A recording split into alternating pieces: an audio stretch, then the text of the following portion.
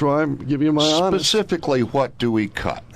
Because we've got mandates for Social Security, the stuff that I am living on, as a matter of fact. And boy, I don't want to give that up, and you're going to get in trouble if you try to take that away. Where do you cut? What? Give me a specific. I'll give you several specifics, but let me address the Social Security that you're on. Now, you've paid into it.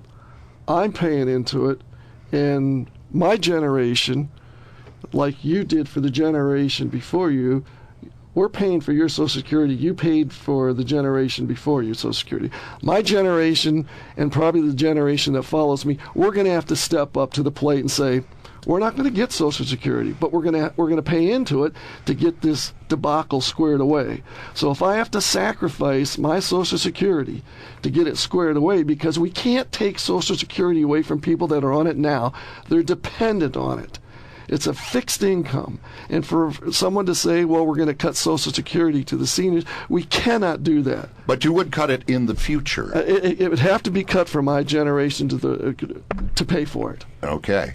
Well, it has to be reevaluated. Sure, it does. And when you say cuts, I mean, you have to reevaluate, you have to look at, because the program has not changed to keep up with the changes, meaning that the number of people paying in, the number of now entitlements that come out of Social Security, the original Social Security and the Social Security we have today is a different program. Well, people don't realize Social Security was designed as a supplement.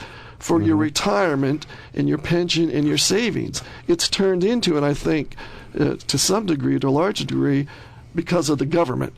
And now seniors have to be dependent on that. My generation is probably going to have to work longer. If we get anything, it's going to be less. But I will certainly protect with every fiber that I have in my body what the seniors are on now, and my generation is going to take the hit. Would it be a good idea, perhaps, to continue taking Social Security payments from people who make over, $106,000 or something like that? Would it be a good idea to ask people at any income to contribute? I think that makes it extend our Social Security until forever. Well, yeah, but I think you're looking at that from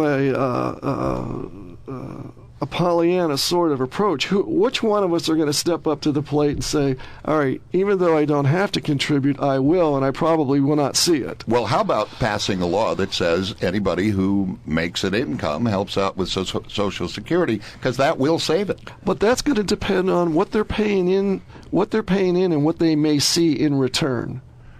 Okay, we have a phone call from Rick in Sunbury. How are you, Rick?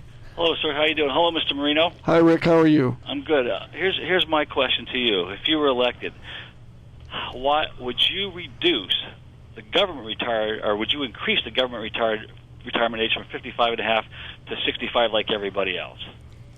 Okay. For Security. Thank you very much. And once again, if you don't mind, we're going to let you go and have Tom answer. He makes a good point.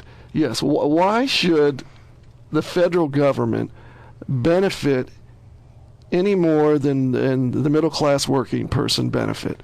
Again, we're all going to have to step up to the plate, and if I and you and Ben, and we can't retire until we're 65, then that should be the retirement age for everyone.